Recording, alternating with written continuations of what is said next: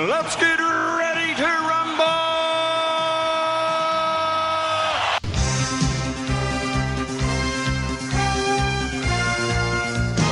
Hello and welcome to Netflix versus Cinema, the podcast that asks that question, recording today in a cinema. So this is one of these things that we do when I come down to the Isle of Wight and we get to actually be in the same place. Isn't that right, Sharon? It doesn't happen very often, but it's always fab when it does. Yeah, so we actually get to be in the same place. And now, Shaun, you decided to mess things up because I actually traveled all the way, came to the island, and you decided to leave the island. So we still have, so we still have only two of us in the same room. I know. It's ironic, isn't it? Really, but it needs must and all that. I had to do some things and get some things sorted out before I go on holiday. So, but I thought I'd like to catch up with you guys. Yep. Before you go swanning off on to Thailand. That's it. That's the one. Yeah. But also the good thing about this is that you have done, as we complain about every now and then, you've gone to the mainland, which means you managed to see a film that is not usually in the smaller cinemas like here on the island. Exactly. All right. We will get around to that. And get around to all the different films that we're going to be talking about today. But now, let's see. Sharon, how are you doing? Hang on, Sharon is sending I'm a doing message. well. Yes, I'm just looking up the films I've been to so I can think, what was that actor's name again? Because I can, if I don't have it in front of me, I don't know. All right, cool. Good stuff. I think I today, it's one of these things where you know that you just end up thinking, I think I'm a bit knackered. I think I'm just a bit tired because I've spent the day on a boat on the Solent because I was filming a charity swim from the Isle of Wight to Portsmouth or to Gosport. Oh, I suppose it's quite nice in the water, but there's a lot of heat to cope with if you're going to be... It was actually, I think being on the water is one of the best places to be. It was just because I was filming a whole bunch of things and doing interviews and filming people who were swimming and all that kind of stuff. Yeah. So afterwards, it just leaves you a bit mentally taxed and you're like, okay, where am I now? What am I doing? But anyway, I have been in various gardens getting hotter and hotter, basically. getting all pink and flushed and oh my god, help! Getting a bit like, just squirt me with a hose or something. But it was getting a bit warm. But you got your sunblock on and everything like that. I wear a hat and I've got my sun cream on and I moisturise as well so that my skin doesn't dry out when I'm out. So I go prepared. Oh, and Shaun, so besides visiting relatives, have you actually been outside today, or have you just been chilling? I've just been chilling. I haven't been to any water, much as I should have been. I've been sat outside in the sun some of the time. And other times I've been doing sort of family stuff, visiting aunties and as I say, so I haven't really had much chance to enjoy the sea or get into any water. But it doesn't matter. I still enjoy the heat, so it's good. The way I look at this is just getting me acclimatised so that when I go to Thailand, it won't be such a big shock. Because normally, this country is like, you get your cold and your rain, don't you? So yes, that is true. So I'm looking at it as a climatisation thing. So I have been out in it, which is quite good. All right, cool, good stuff. Now, should we talk about films? Let's talk about films. We should talk about films. Yeah. That's fine. Let's talk about films. So, so for those of you who haven't listened to the show before, what we do is that we each bring a film that we've seen in the cinema, a film that we've seen on Netflix or other streaming services, applied things you can watch at home, and we rate them. We say this out of 5, this out of 5. And at the end of the day, we see which average is higher, the cinema average or the Netflix average, to figure out whether this week our money was better spent in cinema or at Netflix. With a couple of rules, like if you're going to see something on Netflix, it can be something you've already seen before. I know, Shaun, you've already had a couple of them that you've gone, oh, I saw this and it was awesome. But like, yes, yes, but Shaun, you had already seen that. I know, but it's to me sometimes it just reinforces it. Yeah, that is true. 2 years ago, like, wow, yeah, that's good. Yeah, that is true. Okay, cool. So we are going to kick off with a couple of, the big film, I think we spoke about it last week, that we were going to see in cinema this week, which was The Lion King. Now, did all of us see The Lion King? Shaun, did you see it? I haven't seen it, no. Okay, you haven't I've not seen it. All right, cool. So just Sharon and I have seen this one. Yeah, I went to see it last night with our friend Gemma and Ian. So yeah, we had they know the cartoon very well and I don't. I have seen it once, but that's Yep. I saw it once in 1996. Yep. So we went from our different points of view, so that was quite good. Okay, now the thing is that with the Lion King, the original is right in my wheelhouse because the other time, the last Disney animated conversion to live action that we talked about in this show was Aladdin. Yes. And I was talking about how Aladdin was like right in my wheelhouse. It was right at the the time. right point in your childhood, wasn't Exactly. it, when it came out? And Lion King was the next one that was released after Yes. Aladdin. So I was still in that place. And Lion King was one of those things where you go, they can't do it better than this. This is it. This is the zenith of what they can do with 2D animation. And it turned out to be the case because afterwards what they did, they did Pocahontas and all that kind of stuff and things that are well regarded, but everybody still goes, yeah, but it's the Lion King. It was the peak of its, Yes. Disney's achievements. Yeah, it was the peak of the 2D achievements. Yeah. And so with this, I don't even think it's worth it sort of like recapping the story of the Lion King because it's pretty much like, There's a lion in it. okay, fine. Maybe it is worth it recapping the story of the Lion King. Maybe it is worth recapping it. So the whole idea is that it's about this pride of lions who live in, and obviously as it says, the king, and they live in something called the Pride Lands, somewhere in Africa, in inverted commas. And the way it's sort of done and everything like that, and the fact that you have lions makes you think that it's towards eastern or southern Africa. Yeah. And you have, so at the beginning of the film, this kid gets born, like this lion cub gets born, who's called Simba, and he's going to inherit the whole thing. And then as you go on, as he grows up, he learns from his dad, who is the current king Mufasa, all about how you're supposed to look after the land and how you're supposed to keep things in balance. There's a circle of life. And how there's this circle of life that you have to maintain, if not things go to pot. And but he has an uncle called Scar, and this uncle feels passed over. And uncle goes, I should be the king, and now this little sort of brat has been born and is now going to take my place, and so on and so forth. And it goes on, and then there's this whole thing that goes on, and Hakuna Matata happens, and blah, blah, blah, blah, and awesomeness happens. That is essentially what happens in Lion King. And because Disney are turning everything that they made in 2D animation into sort of live action, they have now turned their attention to the Lion King, which I have to say I do not think works as well. I'm glad you said that. Because I thought Jungle Book was handled really, really well. And so I had high hopes thinking, well, they did Jungle Book really, really well. I thought Jungle Book was awesome. So I thought, for someone, again, who'd only seen Jungle Book once in my life. Yeah. So when I was approached, I was thinking, well, they can do it. Yeah. But I felt slightly underwhelmed by it. I found this massively underwhelming because the thing is, I think more so, I watched it with my wife and she says it's not as good as the other one, but it's good. And she thinks I went in determined to not like it because she thinks I went in determined saying, you know what, it's never going to be as good as the other one, and I refuse. I will look for all the reasons why it's not as good as the other one. But you go in there hoping it will be. Well, that is, or did you not? No, I had my doubts. Yeah, okay. I had my doubts because the trailers made me think, I don't think this tale translates as well into, I think it's home, it's 2D animation. Yeah. And this film, if you want to talk about what are the things you can do with 2D animation that you can't really do when you make things hyper realistic. Yes. I think this film is a great case study for, okay, that worked 2D, but it doesn't. I think Jungle Book, the more I think about it, the more I think that it worked a bit because you at least had one human. Yes. You had at least had one human to interact with everything, with all the. But with this, they have gone for, and I think it's a very obvious creative decision to make things really realistic. To make things so there's bits in this film. I mean, first up,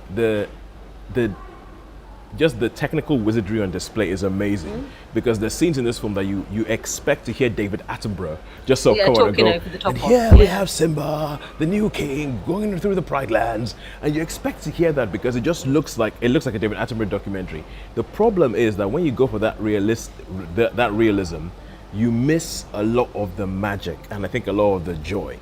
That's, to be honest with that, you are more or less saying what Ian was saying last night. Yeah. Ian loves the film and he said you can look at The Lion King as a piece of art. Yeah. You can take a still from any point in the film. Yeah. And it's a canvas. Yeah. They've painted this canvas of this a beautiful.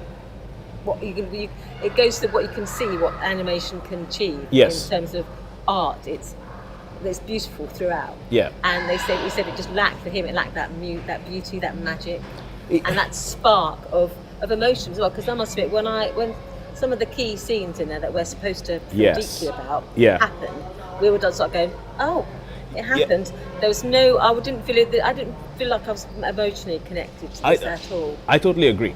And I do remember, and I think Ian said this, and Gemma as well, saying that when they watched these films, they did not feel that emotional connection towards the characters because they don't emote. Because where they're animal realistic, I don't know what the right term is. Yeah. Whereas in a cartoon, the ears go up and down, the eyes, you get emotion through the eyes, through the expression. Exactly that. And we're not getting an emotion through it because it's an animal that doesn't have twitchy eyebrows or whatever. Yeah, and I think from right at the beginning, because the beginning of the original Lion King is this joyous moment, like when the sun rises and you hear like the music kicks in, like and it's like iconic.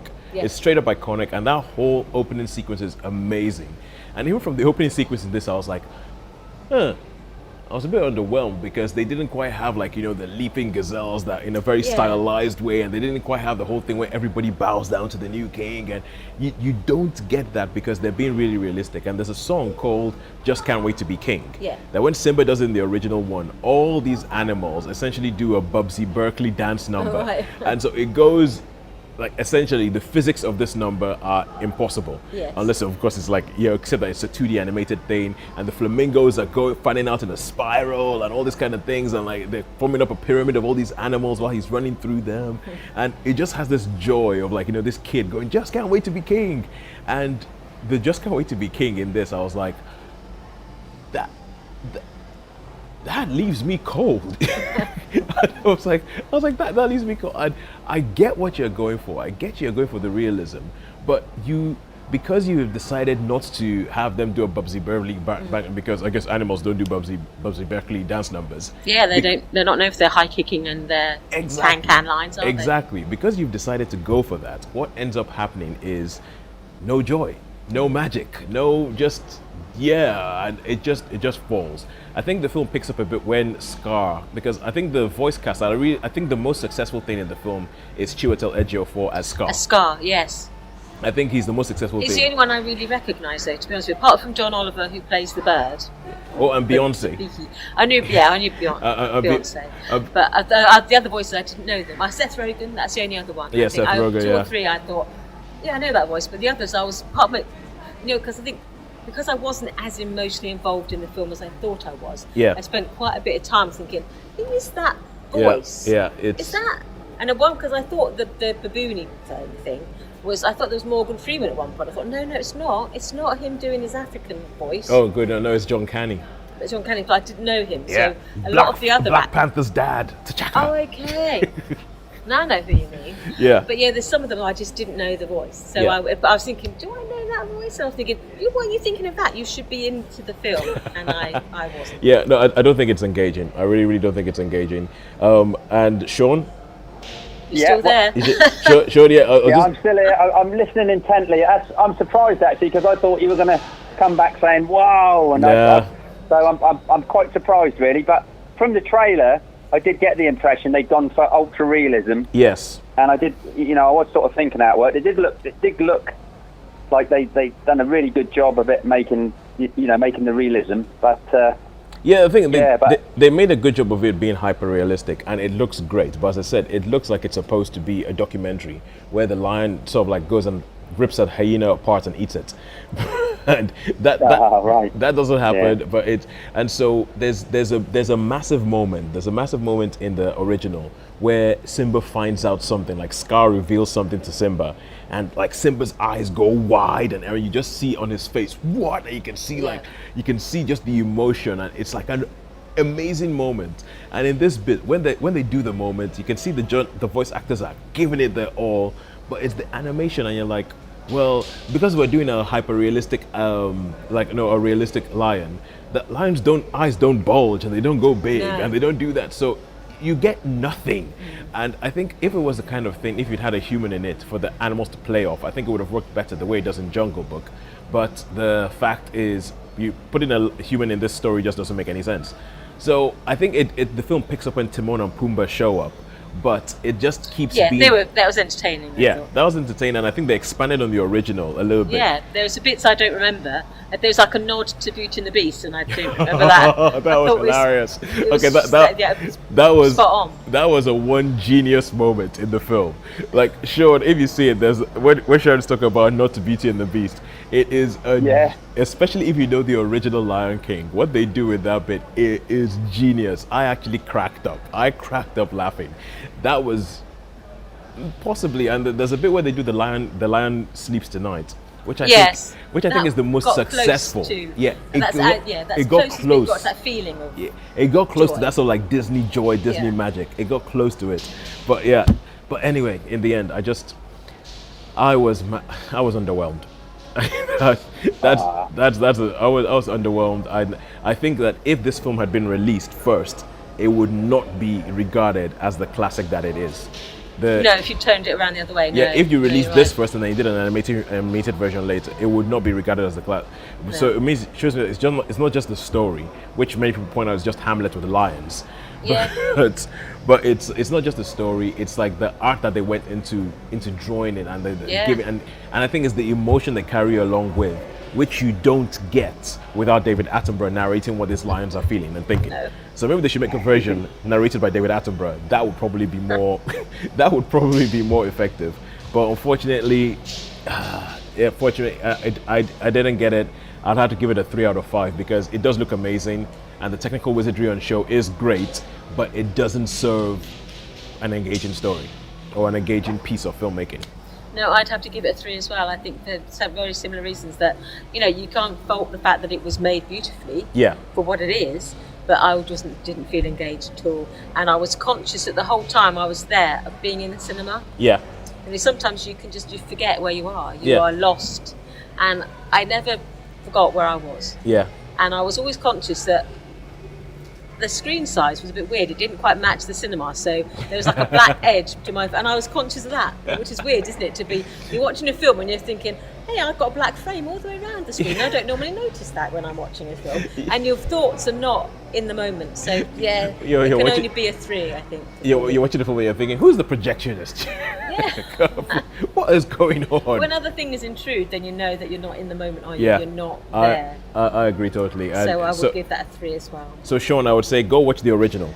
And then... Go watch the original. Go watch the original. I'll have to do that. That's good. I'm glad you reviewed that because I thought you guys were going to come back and say, you know what, this was like a great movie. This was one of the best movies ever. But I can understand what you're saying. I mean, it certainly makes sense that because of the hyper-realism, you're not getting the emotional connection at all. Yeah, you're not getting the emotional connection. And essentially, it's... Jungle Book, when that was made, I was like, oh, I can see why they made this. I can totally see why they made this. Yeah. But a lot of the other live actions, I can see, even Dumbo, which I didn't like, I can see what they were trying to do. But with this one, I'm just kind of like, why did you make this? There was nothing you could improve on, and the things that were new here took away from the stuff that made the original great. So but that's it. I mean, the original one, from what everybody tells me, is probably the most iconic Disney film, isn't it? Everybody I speak to says, "Oh, you've never seen that? That's just absolutely fantastic." So, so obviously, it's going to take some beating, isn't it? Yeah, I do think that the original one is. I think the original one is, as I said, it's the zenith. Disney's finest. It's Disney's finest. That was where they perfected what you can do with a 2D animated movie, and I really, really do think that that's what was going on there, and it just didn't quite happen here. But anyway, I think we've spoken. I don't have a timer today because I don't have my usual setup with me, so I haven't been able to get us a 7-minute timer going. So we've probably gone on for more longer than 7 minutes. But now let's go on to another film. And Shaun, you have been nice and quiet, so we're going to give you the first Netflix movie to talk about. And you saw something called The Outsider, right? The Outsider, that's right. Just a few things. It's funny because I watched, like you were saying earlier I watched the film called The Raid. And like on Netflix, you get the Raid film a few years ago, which is absolutely brilliant. You get you might like these films. So I looked at, I thought, well, I choose a Netflix one, and they're quite an up-to-date one. And so I watched The Outsider. Oh, yeah? It's basically, The Outsider. And it's basically, takes place sort of after the Allied occupation of Japan around about 1954, so Second World War. And it's this a guy, American, he's sort of in this prison. Obviously, he's the only foreigner in there, and there's lots of Yakuza guys. And he manages to save one of these Yakuza guys. And finally, when the time comes for him to get out, obviously they want to sort of accept him. Not all of the clan, not all of this particular Yakuza clan want to accept him, but he's like, because he saved someone who was quite high up, they decide that, and they give him like a mission to do, to see if he will, if he can. Okay, yeah.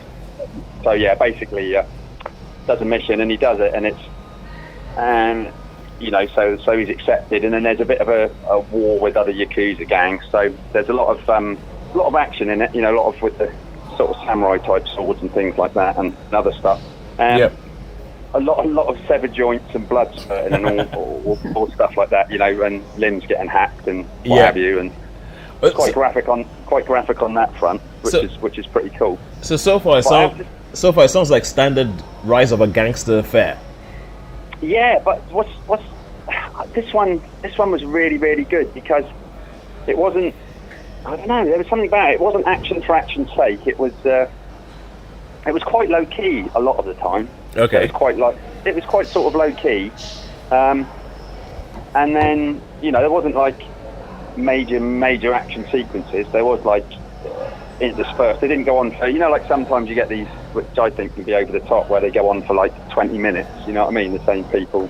Well, it was like, just sort of like slashing at each other and all that kind of stuff. These major sword fights. Whereas this, when it came to the point, they didn't last particularly long. And the action was all over. So being me, as you like, I like that. I thought, yeah, that makes good sense. You know what I mean? It's not going to last. He's not going to last in a fight like that for 20 minutes. It's going to be over within 30 seconds. So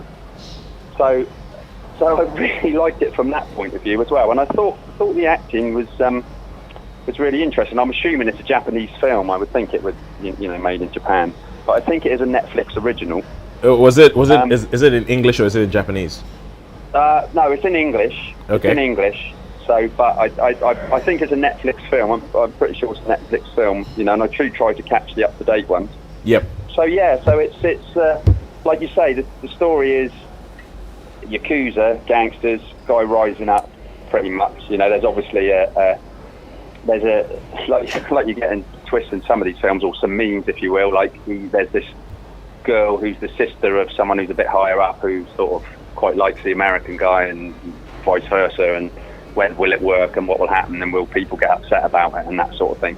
So you normally so you've got that a little bit in there as well. So today we've had fake Hamlet and we've had fake Romeo and Juliet. That's what you're saying. Yeah. That's a good one. I suppose you could actually call it that.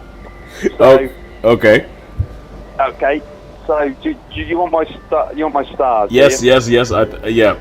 Give me how many stars? I like this movie. I would say it's pretty standard fare of someone rising to the top. Yep. Slightly above average, but probably gets a 3-star. I would think a 3-star for this. All right. So it wasn't like.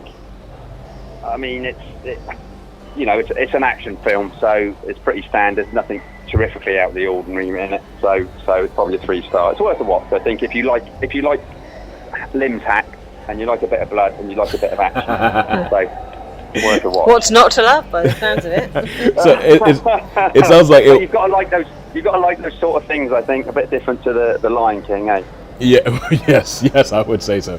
Although, I mean, if they'd added that in the Lion King and they'd actually added lions drawing blood, it might have made it a bit more. I would have understood. I would have understood what they were going for. Ultra realistic then. Yeah. Like have Simba chime down on some wildebeest or something like that.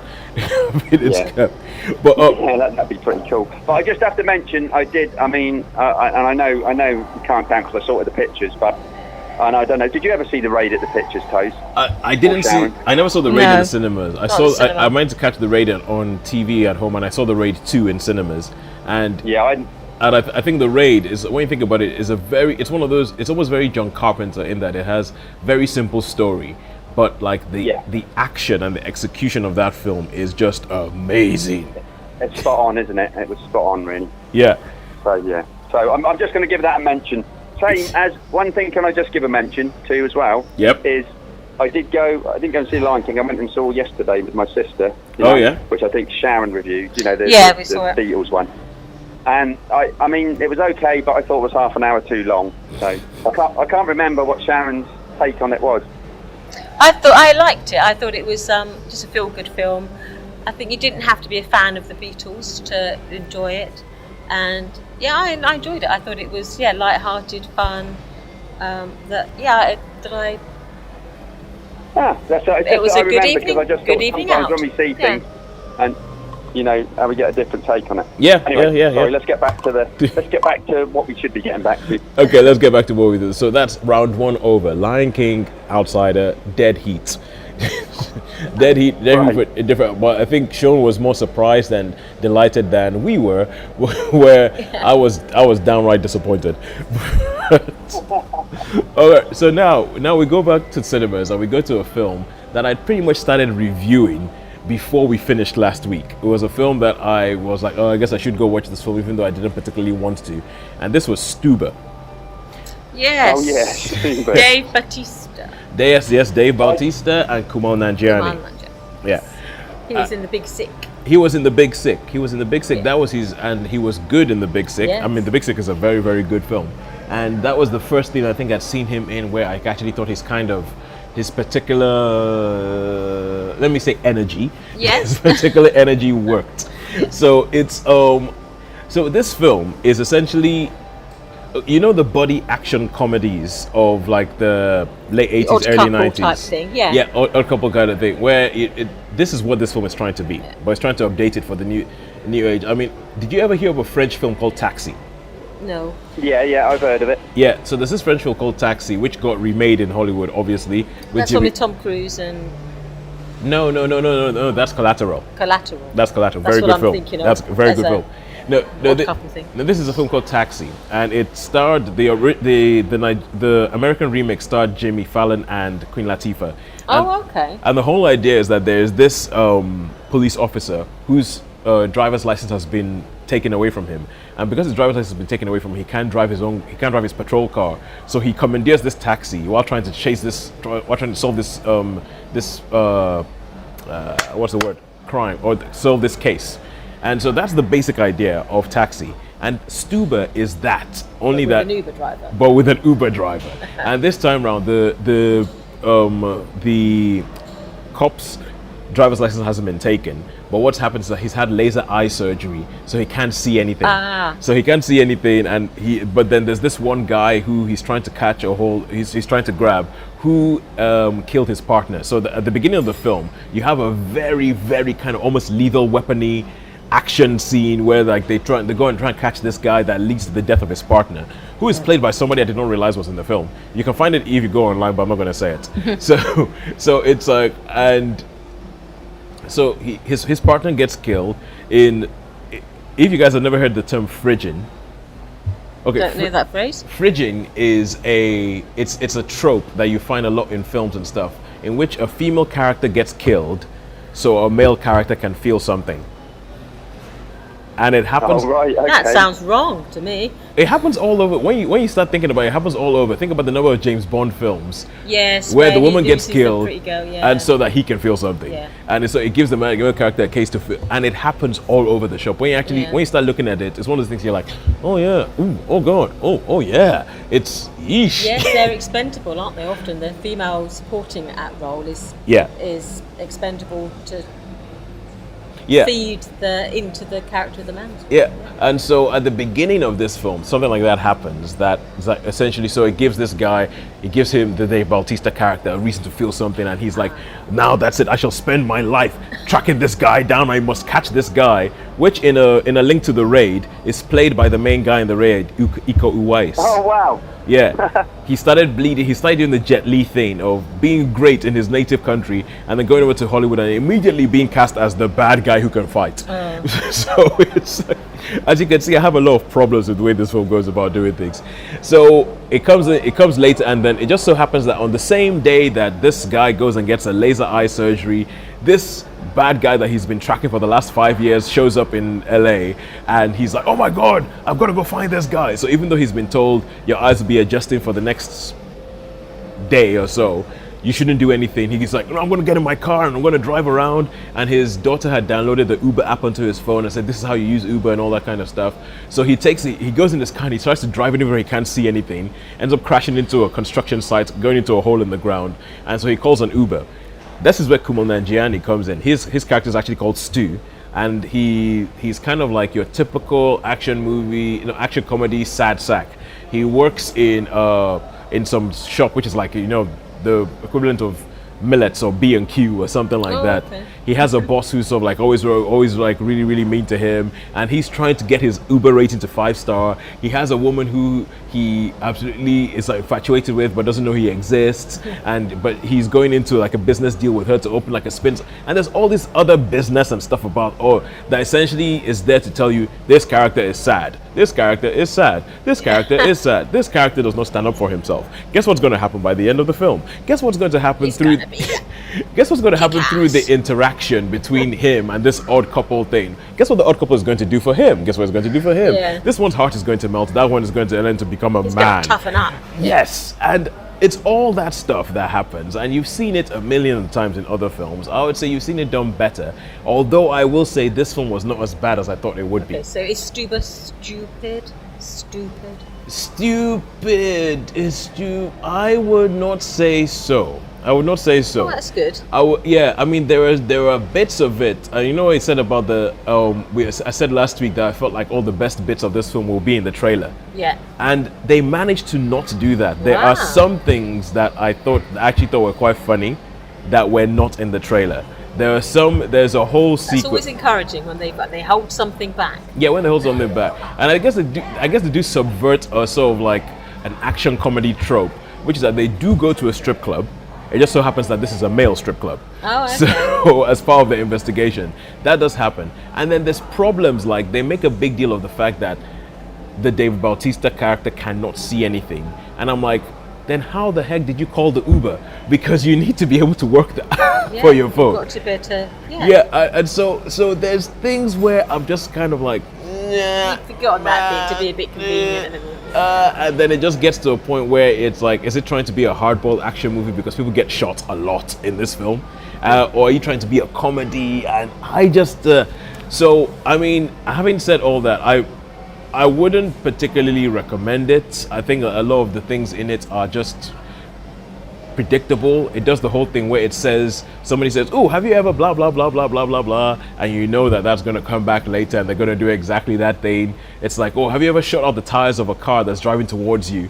And the producer is like, what do you think, this is a movie? That stuff doesn't happen. Yeah. Have you ever, and so it doesn't, it does a whole way of trying to undercut what usually happens in action movies, and then it ends up doing some of those things itself. And it does things like, the car that he's driving is an electric vehicle, and trying to drive an electric vehicle in a high-speed chase all around LA and stuff. So I think... it sounds like some of the things they did in Hot Fuzz, actually, when they were laughing at these action buddy cop films, and it sounds like they've actually just fallen into the same thing. It doesn't have anywhere near... I mean, quite frankly, Hot Fuzz is a film that I love the last 20 minutes of, but the rest of it I feel was a bit overhyped. I feel like, but at least Hot Fuzz was making fun of those tropes. Yes, and, it knew all of them. And this is not as clever a film as Hot Fuzz. It's not as clever a film as trying to do that. And it just kind of goes where you expect it to go. I mean, the things I don't like about it, I hate the fact that they wasted Iko Uwais in a boilerplate bad guy role. I like the fact that Mira Sorvino is like, she's in it, and I'm like, oh wow, you're back. It's been a while since we've seen her. Yes, you're getting work. I'm so happy. So there's but I would give it a 3. I would give it a 3 because I was fully expecting this thing to be a car crash and a waste of my life, and it wasn't entirely It wasn't as bad as all that. It wasn't as bad as I was. It wasn't as bad as it was not as bad as my presumptuous review that I gave it last week. I'll give it. It was not as bad as that, but I would not particularly call it that great.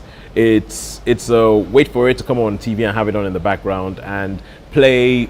Oh, that's what I thought was going to happen. Bingo, because you can spot all the things that you can spot everything that you're like, oh, for goodness sake, have you guys never seen a film in the late 90s? But anyway, that's me. Enough of me complaining. Enough of me yelling and shaking my fist at the sky because of stuff. Now let's go back to Netflix and let's go to a film that Sharon you saw, and you saw a film called Cathedral by the Sea. Yes, it's it's a mini-series actually, a Netflix mini-series. Okay. It's, it's Cathedral of the Sea. Cathedral of the Sea. And it's a 2018 mini-series. I'm just trying to look up I've got my notes in front of me because I'm hopeless about these sort of things. Okay, yeah, but also obviously in Netflix with the cinema rules ways, you must have seen the entire miniseries. Yes, I have seen the entire miniseries. Okay, good. I'm just trying to look up how many episodes it is because I've gone all doolally-tat for a second here. How many did it feel like when you were watching it? It felt like there was enough. So 3, 4, how much is enough? 8? I think there was 8. Okay, cool. What was it about? It's basically set in the 14th century Spain, outside of Barcelona, and it starts off in this sort of rural idyll. There's this young man who has his own farmstead, and the only thing missing in his life is a beautiful young wife to make his life complete. And he proceeds to get married, and then the local baron rides up to claim his droit de seigneur, to use the French expression, but basically, as the baron of the land, he can claim the first night with a new bride. Oh, yes. And so he does. He effectively rapes the bride on her wedding day, and then he forces the groom to consummate the marriage as well. So if there's any child born of that union, then it's it. So everything starts off with this idyll, and then it goes horribly wrong. And then there is a child born from this day, and it turns out that it is a child of the husband. But then the baron decides to do all sorts of awful things, and he claims the wife as a concubine to be a wet nurse and concubine in his castle. Yeah. And so the husband thinks, I'm not going to stand for this. You've taken my wife, you've abused her, you've questioned the legitimacy of my son. So he goes to get his wife back, and has a horrible confrontation and ends up killing a guard. And then he has to flee into Barcelona, and he flees with his infant child, and he flees into a house where he then tries to make a living as best he can. And then you see the story then switches from his point of view to the son, and you see the son grows up, and they live in the shadow of this cathedral that is being built in Barcelona, and it's actually a real cathedral. Is it the Gaudi Cathedral? Not the Gaudi Cathedral, no. Okay. I'm just trying to see. It's got the. Because at the moment, what you're saying is, I'm hearing serious shades of the sort of biblical Moses story. Yeah, it's got those elements to it. Yeah. It's also mixed up. Only that this time it's not the baby who does the killing. Okay, fine. Anybody go read the Moses story in the Bible. That line will just make total sense. Even though it just makes it sound like sort of spoken about the fact that you have killer babies in the Bible. But never mind. Never mind. Yes, this is. I'm sorry, I'm getting all over the place with my notes here. I'm not seem to be doing the right searches at all. Okay, yeah. But I have got. It's the Santa Maria del Mar. Okay, it's called the Santa Maria del Mar, and it's in Barcelona.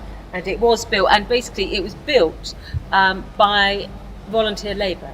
Okay. People devoted themselves to becoming as a sort of act of some people it's act of penance, but some people it's just like a tribute. But they would give their labour for free, and they would haul the stones, and then they would cut, and the masons would do the work. But people would just volunteer to be hauling the stones, and the son of this man decides that this is what he wants to be. He wants to be one of these people who will haul the stones into the cathedral.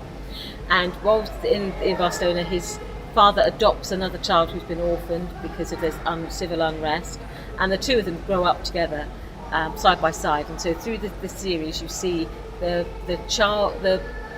two boys grow up. Yeah. And one becomes a monk and lives in the cathedral, and the other one becomes a soldier, poet, rebel, lover, businessman. Is this one of these sprawling historical epics? It's a sprawling historical epic that covers about 30 years. Okay. And it's basically from rags to riches, effectively. And you see all the ups and downs and the romantic highlights and lowlights of all these characters in this drama. So yes, it's Spanish language, so you have to follow the subtitles. Unless, of course, you speak Spanish, and if you do, well done you. Well done you, yes, and hola. So yes, it's a sprawling epic. Oh, all right. What did you think of it? Did you enjoy it? I enjoyed it. Yes, it did keep me going for the next episode. It's one of those ones where you watch the end of one and you're thinking, can I fit another one in tonight? And so I think I watched most of it within a week. I sort of did a couple of episodes and then a couple of episodes. So I did. Yes, I found myself. I like the character of the father slightly more than the son. Yep. And as the story sort of focuses on the son for most of the thing, I would want to know more about the dad, basically. But I did enjoy it. I found, even though it's not my native language, it's not my native tongue, I did find it quite immersive, so I did really get into the characters. And when they do stupid things, you go, no, why did you do such a stupid thing? You live under the Inquisition or something. And so there's things that happen that you think, that's wrong, that's just wrong. But I did enjoy it. I thought it was a good, so I would give it a 4. A 4, okay. Cool. So I thought it's well worth checking out if you can persevere with, language and the fact that there is brutality and it can be unpleasantness in there. Yeah. It is worth sticking with, and I enjoyed it. The way you're talking about it reminds me of, there was a time when Jeffrey Archer and Danielle Steele, there was a vogue for making miniseries out of their novels. Yeah. Things like Cain and Abel. This is based on a novel. One of the comparisons it's been made with is the Frederick Forsyth, The Pillars of the Earth. Yes. And there's another one. They did 2, didn't they? They made them. Well, The Pillars of the Earth, I know that was definitely... It's like building a cathedral. So it's very similar to that, where you see about the masons and you see the people who work in it. Then you see the wealthy people and how people transcend from one... They can't transcend the barriers of class, so they move from one sphere to the other. Yeah, it's kind of like historical fiction. Yeah, so it's very much like Pillars of the Earth. And I'm trying to think, there's something about world in it. He did those 2 based on very similar novels. All right. So yes, if you like that sort of thing, 4 out of 5. You think it's quite good? I thought it was good. Would you describe it bodice ripping? No. Well, there are bodices and they do get ripped. But I wouldn't say it was a classic bodice ripper. No. All right, cool, gotcha. That's more heaving bosoms, and this wasn't really heaving bosoms. It was more, sort of manly sweat. Okay. Awesome. Awesome, I guess. Yeah, manly sweat. All right, cool. Now we go back to cinema and we go back to a film that, Shaun, you have seen, and this is the film you had to leave the island to see because I don't think it's on the island. This is a film. I did. This is a film that I think is going to have quite a limited release, and it's only going to be released in places like student-y type alcoves and all that. And you happen to be in one of those in Bournemouth, and which is where you saw this film. So you was, yes. We wanted to see this. I really wanted to see this. Obviously, loving the zombie genre of films. I mean, I love zombie genre films. I just had to see this on the island. They had the posters up, but they didn't get it. So I'm really pleased that I've seen this film, The Dead Don't Die. Yeah. So. Yeah, what can we say? Zombie film. Right, okay, yeah. So, I went to see this movie, and from the opening shot, which is a graveyard, I'll tell you the story now, I thought, Night of the Living Dead, I must go and watch that again. This film, I thought, I must go and watch that film. This really is, I would say it's a love letter to zombie films, to the zombie genre of films. Yeah. Really. Basically, there's shots in this movie which... You think, and there's even like homages to stuff like Plan 9 from Outer Space, and there's a graveyard scene in that with a vampire, I think, was the actress, wandering through the graveyard. So this is basically, I would say, it's a love letter to the zombie genre. I mean, I don't think it got particularly good reviews, but I mean, what a cast! I mean, the cast in it, they must have been queuing up. So obviously you got Bill Murray, Adam Driver, Tilda Swinton, Steve Buscemi, Danny Glover, RZA. Oh yeah, the RZA. Is it RZA? How do you say that? Right, RZA. It's RZA. Yeah. RZA, yeah. He directed The Man with the Iron Fists. Yeah, that's it. Which I really enjoyed, which we spoke about before. Iggy Pop, he popped up for a little while. No pun intended there. Iggy Pop popped up as a bit of a zombie, a coffee zombie. Yeah. Coffee. Because, like in some of the films, there was one film, I think, Manchester Rue Morgue or something, that goes, brains. Yes, and it sounds like, coffee. So, I mean, there's, for me, Bill Murray and Adam Driver, they are just so deadpan. there's some of their conversations. Oh yes, it could be zombies, you know. Yeah. Oh right, okay, zombies. You really think it might be zombies?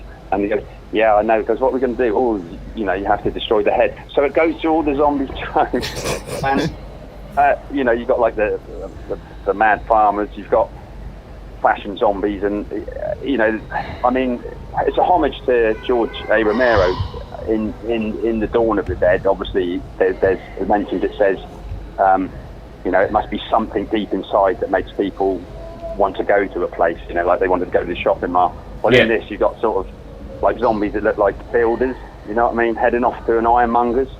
Going, tools. Do you know what I mean? So, Yeah.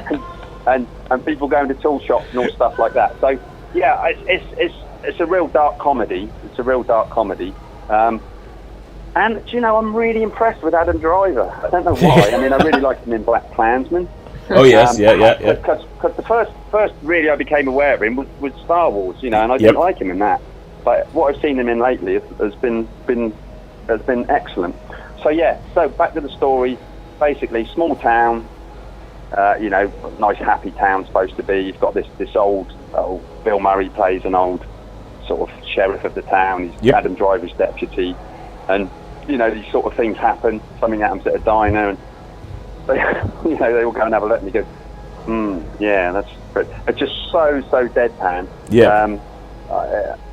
Yeah, I enjoyed it, and I mean, some of the cinematography I thought was great, and there was a scene that reminded me of Assault on Precinct 13. You know, where there's sort of the shot of the car where there's a time when they're just driving. You know, you sort of see the two characters driving just through the windscreen of the car. Yep. So yeah, I mean, I think if you weren't a zombie fan and you just saw this as another movie, I should imagine people might find it a bit of a struggle, because it is very, you know, it could be thought of as being a bit, well, you know, what's this all about? Nothing's terrifically happened. Well, the thing is, like, it's directed by Jim Jarmusch, and he is somebody who, whenever you walk into one of his films, you're like, okay, cool, this is going to be weird. And it's yeah. This is going to be weird, and it's not you're not guaranteed to understand or like anything that you see. That's the kind of thing that he does. He does. I think the best way to describe it is that his work is just massively offbeat. Yeah, definitely. I would say this is definitely offbeat. Yeah, for sure. It's definitely. But then I like those sort of things. You know, I'm a bit. I guess I'm a bit strange. I sort of like those offbeat type of movies. You know? So it really appealed to me, this one. Okay. But that's right. What else has he directed then? Would he have directed anything else? Jim Jarmusch, I think probably his most high-profile thing was a film called Dead Man with Johnny Depp, a black and white film with Johnny Depp in it. You know, I've not seen that. Yeah, and he's one of these people. You know how Bill Murray is legendary for being difficult to actually grab a hold of. Like, he doesn't have an agent. Apparently, if you're trying to get Bill Murray for a role, then you have to phone a certain number and leave a voicemail, and maybe somehow he will get back to you, kind of thing. But Jim Jarmusch is one of these guys that Bill Murray likes, and Bill Murray will work with. So Bill Murray showed up in a film of his called Coffee and Cigarettes, I think, which also has Iggy Pop in it, and has like all these, and so he's just the kind of person that a lot of people want to work with. I think he also worked with Adam Driver. There was a film called Patterson, which is like all poetry and it's weird, and I think that's a Jim Jarmusch as well. But essentially, if you hear Jim Jarmusch, you're thinking this is going to be offbeat, this is going to be weird. Yeah, so, yeah. It reminds me. Some of the parts of Bill Murray reminds me of like Wes Anderson movies. Yeah, you know, as well. So, because I mean, he does sort of strange movies as well. Yeah, he does. Wes Anderson does. He does go for the offbeat. He does go. Yeah, for the offbeat. But it would be interesting for Sharon to see this, because I know she likes her zombies. I do like my zombies, and I like my Romero as well. I was thinking, we made reference to Hot Fuzz. I was going to mention another Peg and Wright film, Shaun of the Dead, where they obviously know their zombie films. Yes. They reference them, and you have to know them to actually get some of the jokes. So it'd be quite interesting to see an American take. The funny thing about it is, like, you know, Shaun of the Dead. I remember seeing that, and I never got the "We're coming to get you, Barbara" line. I never got it. You never got it.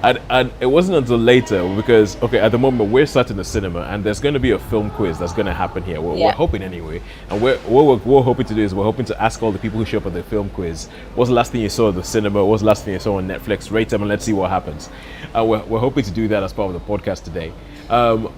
So this film quiz that we all used to, where we all met for the first time, and we used to do, there was a whole thing where Dan, who used to do the quiz, he would keep going, he would keep putting this reference in of, we're coming to get you, Barbara. And so even though I've never seen the film, I know that's a zombie reference. That's a zombie reference, yeah. And it wasn't. That's right at the beginning of the Night of the Living Dead. Then later on, I actually watched Shaun of the Dead again, like years later. Yeah. And there's a bit when Nick Frost goes, "We're coming to get you, Barbara," and I was like, that's what it is. Well, as soon as they said his mum's name was Barbara, it's like they're gonna say it. They're gonna say it. They've named her Barbara for a reason. Yeah. So, but back to this movie. So yeah, I mean, if like you say, if you know your sort of zombie cinema, then you would really, really enjoy this film. But I could imagine that some people might see this film as like, oof, well, what's this all about? Yeah. What's this film so good about? Yeah. But I'm going to be, because I actually really enjoyed this film, maybe because it's a bit quirky and a bit strange. Yep. And so I'm going to give this one a 4-star, I'm afraid. Wow, good. 4-star for this one. 4 You stars. And Sharon needs to see it. Needs to see yeah, it. So I'll watch it. It's bound to come on one of the streaming services soon. So. Yeah. And Did you you can like? let me know. Did you like Zombieland? Because that again homages the zombie. And has Bill Murray. And has Bill Murray in it. Hey. I didn't mind Zombieland. The best bit in Zombieland was obviously the Bill Murray scene. That was my favourite scene. I don't like too much. Jesse Eisenberg. Jesse Eisenberg. You know, Woody Harrelson. No, not so much Jesse Eisenberg. Woody Harrelson. Who plays Woody Harrelson. Yeah, Yeah. the only good film I've seen him in, I think, is 3 Billboards. Yeah. But I'm not a big and that thing with the Twinkie stuff. I mean, I don't know. Zombieland to me, I liked it bits, but it wasn't. I wouldn't say it's up there with like your other stuff. So yeah. I quite like the whole thing about the rules in Zombieland. Where Yeah. it's like, rules Cardio. for is cardio. Yeah, that's it. That's great. The start, because that's at the start most of it, isn't it? The double tap and all that, and I like that part of it. Yeah. But I didn't really get. I really didn't get the Woody Harrelson character. I don't know. I mean, I didn't particularly like him in Tallahassee. Natural Born Killers, and you know, he's What? I don't know. He's one of my not likey actors. What? You didn't love the Hunger Games? Pardon? You didn't love the Hunger Games? You want to get Shaun started on the Hunger Games? The Hunger Games. I even sort of forgot about that he was in that. But, Well, yeah, no, he's forgettable in it. Yeah. The best film I've seen him in, I think, was 3 Billboards Outside Ebbing, Missouri. That's where he played the treat. Yeah. That's been my favourite role.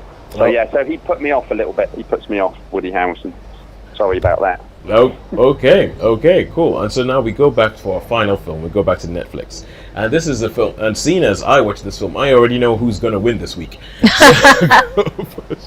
So this is a film with that I saw at the weekend because it was my sister-in-law recommended it, and my parents-in-law were visiting at the weekend, and so I decided, let's go see this film because my wife is Ghanaian, my parents-in-law are Ghanaian. And this is a film, it's a Ghanaian film on Netflix called The Burial of Kojo. And it's one of these things, but like, I remember growing up in Nigeria, there was a TV show called Tales by Moonlight, and we love our fairy tales. We love our fairy tales. They're like almost parables to us, and they're all these sort of things that we say. And I think this film has a very clever idea of couching the whole thing as a fairy tale. So it starts off with this woman narrating in English about her father and about how her father always has the same dream every night. But for her father, she thinks it was more of a memory than a dream, or just something that haunts him. And her father's called Kojo. He's a Kojo of the title. And she talks about how her father met her mother, and it's also like done in a very storybook way somewhere in Ghana. And obviously, whenever me and my bugbear of the way Africa is represented on screen. Yeah, it's just like the continent of Africa. Yes, yeah, like any Somewhere African in country. Africa. Yeah, and But it's all the same. yes, but I love the fact that this was done. It was very specifically saying Ghana, Yeah. this area of Ghana. Number one, I was like, okay, cool, you already got points with me. Although, quite frankly, they're Ghanaians making the film, and if you hadn't got that right, if you hadn't You got need that to- right, yeah, then you got problems. you need serious problems. You need to get your passport revoked. And so it talks about that, but it also films this in such a way that it's very storybooky. And she talks about the fact that there is this world in between the living and the dead, where it's like this sort of upside down world, and it has like all these startling imagery. A lot of the film is beautifully shot. I mean, the cinematographer, who, judging by his name, I'll be very surprised if he's Ghanaian. His last name is Fernandez. But but it was a kind of film that afterwards I was like, I need to see who the cinematographer of this thing was, because the lighting is awesome. The some of the images are stark. Like, they have this whole thing about the black crow.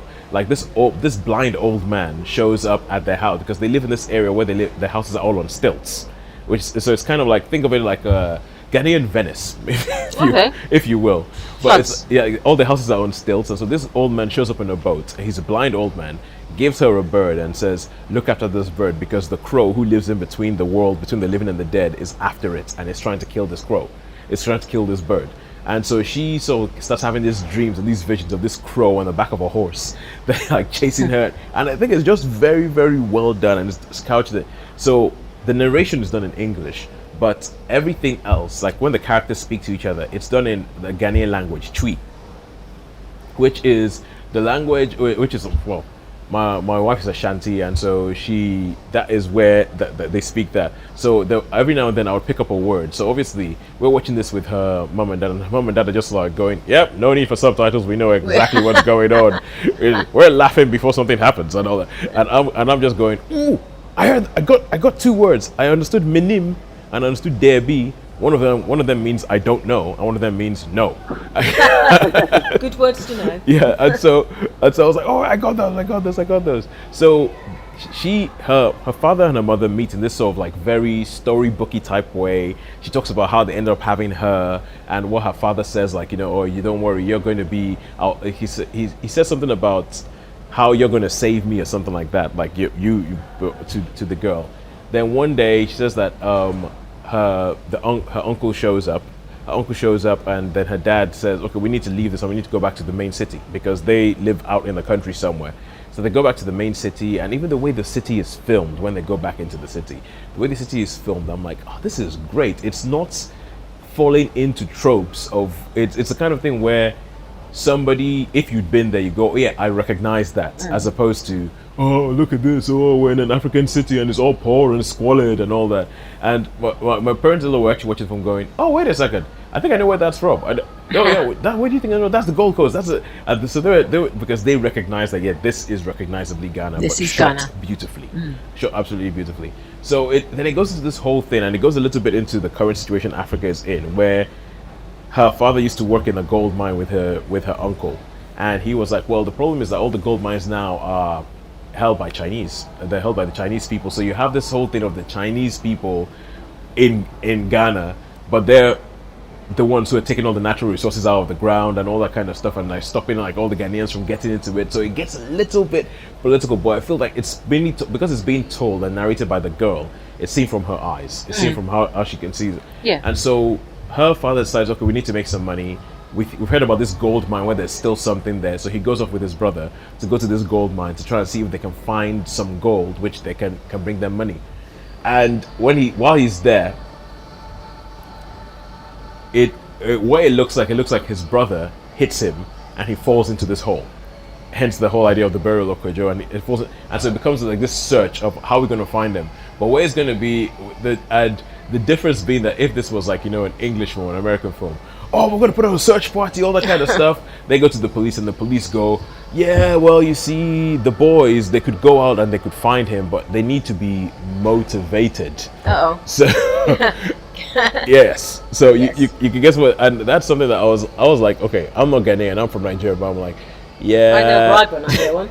yeah, it's like that is what would happen. That is what would happen in the current climate. And so but it never loses sight of this sort of like storybook quality that the film has. I think that the lighting is great. There's some things that I saw coming, because there was actually something in the film that I thought, hang on, have you guys noticed that XYZ? And it turns out to play out into something towards the end of the film. But I just thought it was a very, very well put together film. It's a very well done thing. Would it be accessible for someone who hasn't got sort of African heritage, or someone who doesn't know anything about Ghana? It would be. It would be. I mean, it's not. I think all the things that are sort of Ghana specific are for those who are Ghanaian and those who they would go, they'll go, yeah. And if you haven't seen it, you just think, okay, this is actually, it's quite an accessible story. It's very, very. It's almost, I'll tell you what it's like. It's like a grim fairy tale. Oh, okay. It's a bit like a grim fairy tale, and I just thought it was well done. I thought it was well acted. I thought it was, and you might not have heard me talk about my issues with Nigerian films. So a lot of Nigerian films. Yeah, because there's whole Nollywood, isn't there? There's Nollywood. There's Gollywood, and there's a very there's this type of performance you get in these, which are not naturalistic, which are over the top, and which I do not like. Yes, I've seen a few Nollywood films, so I've tried to watch them, and it's really hard to get into it if you're not used to that style of acting. You sort of go, this just feels a bit fake to me. Yeah, it just feels rubbish. Quite frankly, you say fake, I say, and you say fake, and I thank you for being sensitive. I am Nigerian, so I can say I think it's rubbish. But the acting, the performances were great all across the board, right from the girl, all that kind of stuff. There's some bits where it does some foreshadowing, which is not really foreshadowing, it's blatantly telling you what is going to happen. It's blatantly telling you this is going to happen. Ooh, they're watching this documentary on the screen. It's about two brothers. One of the brothers does this to the other brother. I wonder what's going to happen. They go to a church and the pastor is talking about Cain and Abel and this. Oh, I wonder what's going to happen. and so, but it also plays into the whole sort of fairy tale nature of the film, and I love it. I think bits of it feel like a dream, and I would give it a 4 out of 5. And I would recommend it. Oh, good. Yeah, I would recommend it to anyone. Go find it, The Burial of Kojo. Shaun, I know you like sort of being adventurous and going to check out. Yeah, definitely. Check out things from different areas that you may not have seen before. And I think the Burial of Kojo would be a great way to get you into West African filmmaking, because I think it's brilliant, but just do not expect everything to be like that. Yeah, I mean, it is interesting, really. You know, I mean, they like Nigerian films. Do they run sort of really similarly, or have you got real good ones, real bad ones, and I would say that it's only recently that we've started getting good ones. I was going to say, because I think there's quite a few countries now that have seen the value of making movies. You know, other places like Taiwan, Vietnam, all those places. You know, they're all starting, I think, to have a little you know, worldwide now. There's places where they're sort of taking movies a little bit more seriously, I think. Yeah. Well, people like to see their culture reflected back at them, don't they? Yes. When they go to the cinema, they want to see their own cultures. Yeah. Of course they do, yeah. And I mean, I think it's great, because, I mean, you know, they are great to see some of these other films, you know, like those South Korean ones, or even the series, you know, the King series. Yeah, we've seen some great ones, yeah. Yeah, there's been some great stuff out there. There's good stuff out there. You've just got to be prepared to go, okay, I may not like it, but I need to give this a go. Yeah. Well, it's really funny, Tos, because I would like to see that, because what got me interested was when you said about the Avengers film, and it was shot in Nigeria, wasn't it? And you said to me about that one. That was Captain America Civil War. Mind, you know, always stuck in my mind when you said that they've done not too bad a job there, because, you know, that's the colour of the buses and all that sort of thing. I think Captain America Civil War, the opening of it is set in Lagos. And they tried. And they tried. I still think it's obviously filmed in South Africa. And there's a bit where Captain America is standing in a room and you can see a radiator, like a water heater, like radiator on the wall. I'm like, yeah, we do not have radiators in Nigeria, because why would you want to get heat into your home when there's heat outside? But it's always hot. Right, yeah. I didn't spot that one. So yeah, they didn't spot that one, but those were kind of things that you go, oh, yeah, well, they tried. It was not as bad as the first Wolverine movie, Wolverine Origins. Now that was insulting. But yeah, but I think The Burial of Kojo, I can really, really recommend seeing that film. it made me think like, oh my god, if things are getting this good in Ghana, maybe I need to start watching more Nigerian films or some of the better ones, because I know there's a couple of them on Netflix, like Lionheart. There's one called The Wedding Party, which apparently is hilarious, and but I just have this whole thing where I'm like, I don't know yet. I don't know. Yeah. It's too close to home, so I could watch a Ghanaian. I could watch a Ghanaian one, because if it's rubbish, then hey, of course it's not, rubbish. yeah. It's Ghanaian. I'm not going to take this personally. I'm not going to take this personally, but if I watch a Nigerian one and it's rubbish, I am going to be annoyed. So, okay, but yeah, I would recommend that. But although, Sharon, you're looking around, and I think I've come to the same conclusion as you, that There's no quiz tonight. I do not think that there is a quiz tonight. So that we're not going to have an influx of people who are going to accost and ask, oh, what do you think of this? What do you think of that? Yeah, do a vox pop. Yes. Whatever it is. So we are left with just, as I told you, that I already knew who was going to win this week because I had the final film. So we are left to tell you who has won this week. Has it been a Netflix thing or has it been a cinema thing this I week? think we've had some high scorers on both sides, but I think Netflix has it. I think it's a draw. Shaun, you reckon it's a draw? Yeah. Okay, I'll let you know that we do have a winner this week Okay. by 0.3 of a point. It was a very, very close run thing. One of them had 2 3s and a 4, and one of them had 2 4s and a 3. Oh wow. Yes. So it's a very close run thing. But this week the winner is Netflix. Hey. Netflix Wow. It had to Netflix happen. has just shaded That's it. it's close though. I think they generally speaking, they have been close run things, haven't they? Yeah. Except for I think our last one, Cinema, nailed it a little bit. Well, Yeah. yeah, and there was one. Oh, what was it? There was some film that. Midsummer, we both rated Midsummer. Yeah, so you that you're into took it Midsummer, out. but Yeah. there was a film I remember that let the side down massively, that we saw and we really didn't like. I think we ended up giving it a 2. There was a couple of 2s. I'm gonna have to go back and find out what film that was, because that time that film just let the side down. Oh, X-Men Dark Phoenix. That Yes. was Oh yes, it was. Yes. it. That was it. That Phoenix was a damn squib. Oh, speaking of which, have you heard that they're bringing the X-Men into the MCU? No. Wow, what did they? Tosin, tell me more. Tell me Oh, more. no, honestly, the biggest news that happened this week, it came out on Sunday at Comic Con, because Comic Con was happening in San Diego, and so Yeah. they had an Avengers part. Well, they had a Marvel panel where Kevin Feige, the head honcho genius, came out and said these are the films we're going to be making in our Phase 4, and you know how I said the other time that in Spider-Man Far From Home that these guys Yeah. are determined to not make the same film twice. Yes. That Yeah. they're pretty much taking away the option of making the same film twice away from themselves. Right. They are really not making the same film twice. They're not doing the same thing over again. So in this one, they said that, I think the main headline that they had was that they're making a Thor 4 called Thor: Love and Thunder, but this time Thor is going to be female. What Oh the wow, hey? that's different, isn't it? Yeah, Whoa. apparently it's been Thora? it's a new thing that they've done in the comics where Thor is, because the inscription on the hammer says it's like whoever Of wields his course, it's hammer. a title. It's not a Exactly. personal name, is it? Yeah, It's God exactly. of Thunder. It's be they worthy. So it Yeah. doesn't say male or female. No. So they've made, you know, Jane Foster, Thor's girlfriend. Yeah. Yes. They've made her in the comics. They've made her the new Thor. Okay. And in the film, Natalie Portman is coming back to play the new female Thor. Wow, that's an interesting twist. Wow. Yeah, I know. Yeah. That'll be interesting that'd because be- that'd be she's not interesting, always wouldn't it? likeable on film, is she? Well, She has that. Sometimes she can be great, and you're like, yeah, you're with her. Other times you're thinking, I don't know if I actually like you. Well, the thing is, like, especially in the Thor films, and people have been complaining, saying that her chemistry with Chris Hemsworth wasn't great, and I would agree with Yeah. that. I would agree with that. But essentially, I mean, there used to be a time whenever Marvel released a new film, I would go into it scared that this was the moment where they were going to mess it Yeah, up. this was be the one that's going. This was going to be the one there. that the whole thing is just going to get unwieldy and start to eat itself. But now I'm just kind of like, these guys seem to know what. Well, female, do it.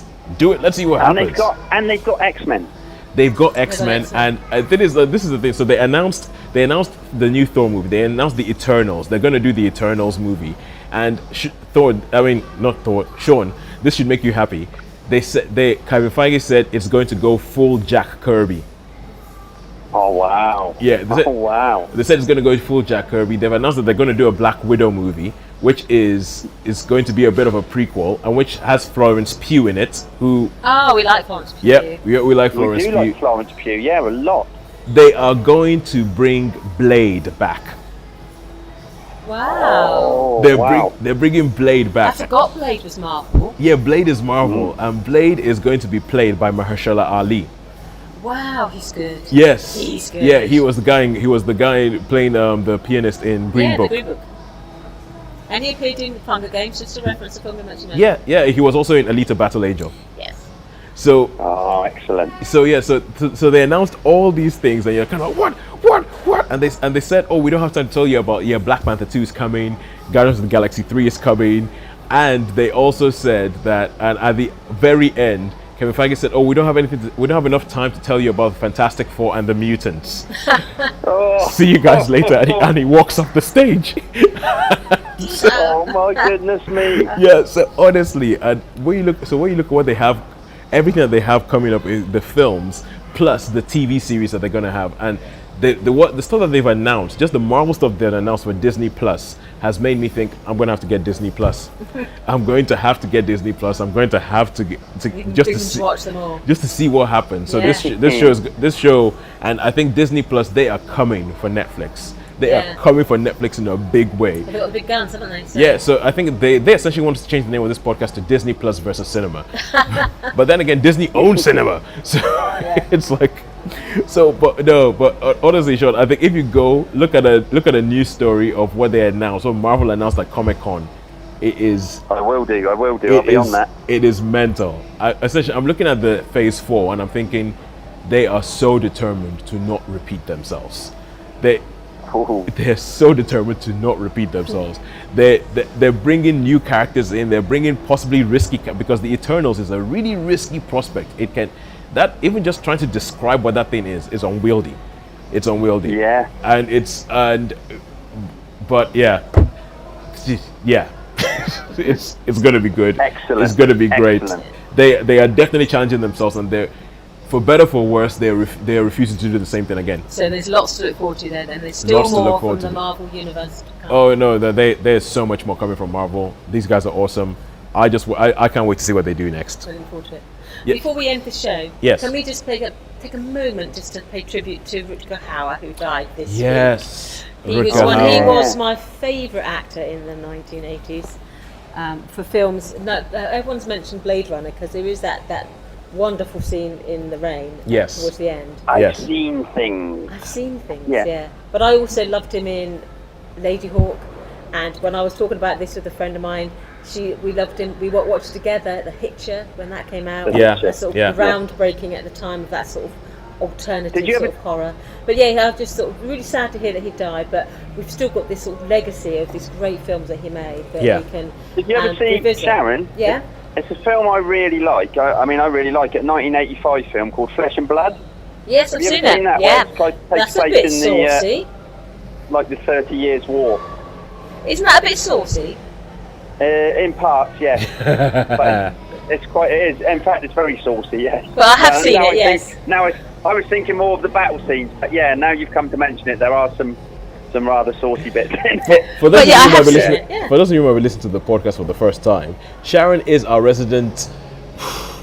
I don't want to say Mary Whitehouse because that's just too. I have a windsometer. Yes, she And is. the windsometer sometimes goes Yeah, infrared. I mean, no, Sharon. I think Sharon's really, really open-minded. I think she's great. We often think that. I think she is really, really open-minded, and she has her thoughts on things, which is fair enough. And Yeah. you can understand. That's it. So Sharon is our decency guide. Yes. She is our decency guide. She keeps us down to earth, doesn't she? When we get carried Yes. away. Yes, where we get carried. There's limits, aren't there? And I think sometimes there's the wince factor where you go, oh no. Yeah. And then other times you go, okay, I'll go with that. But yes, I have seen Flesh and Blood and I did enjoy it. You sounded a bit carry on then, Sharon, with that. That was like who's the guy goes, oh no. Kenneth Williams. Oh, That's the one. Yeah. So yes, I was saddened to hear that news, but we do have a legacy of films that we can look back on and say, thank you for those. Yeah. And But for, no, the Hitcher for was good. 1980s, great films he made in the 1980s. He did some straight to video stuff that was a bit naff, but Yeah. I would still watch it because he was in it, so it made it worth sometimes just turning up to see a film that was awful. Do you remember he was in Sin City as well, wasn't he? Was he? Yeah, he played like the priest type one for a little while. He's like Yeah, that does ring a bell. Yeah. He has done loads of later sort stuff. of Marlon Yeah. Brando-ish in the thing, obviously with the way. Yeah, but he's in Sin City definitely. Yeah, well, I think he's kind of like one of those guys, great in everything that he was. There's a film that he did recently that I really wanted to see but never got to see. Was called Hobo with a Shotgun. Oh yeah, Hobo Shotgun. I think that's quite old, but What is it? Oh, yeah, it's an old movie. That is Tosin. That's quite an old movie. Oh, okay, cool. I thought it was in the last couple of years. I think it was one of those like VHS releases. Yes, I think it was probably. But Yeah. he did a couple. There's another one where it's a bit like a futuristic Fistful of Dollars. Oh, Where right. there's like cyborgy type people, but that wasn't Yeah. really good. They had it on the Sci-Fi channel. Yeah, he turns up Well, all there sorts you of go. random stuff, but yeah, Good, so good old Howard, sci-fi jacket. But anyway, it's a shame. Yeah, it's a real shame. It's a real shame. Rutger Hauer, died at the age of 75. Yes, thank you for the tips. Well, thanks for putting that up, Sharon. So, all that is left to do is to say goodbye from me. And goodbye from me. And goodbye from me. Right, we will see you guys next week. Where I think all of a sudden they seem to be releasing more films in the cinema. That it seems Yeah, I like won't be. I probably won't be there next week, Post. I might try and call from Thailand if I can, but I expect it'll be the time difference and everything else. But Nah, if don't I'm worry. awake at like don't worry early about in the it. morning, I'll Yeah. try and get through. Yeah, don't worry about that, Joe. Don't worry about that. We'll figure something out. All right, cool. Okay. All right, cool. And so that's it. Thank you very much. We shall see you all next week.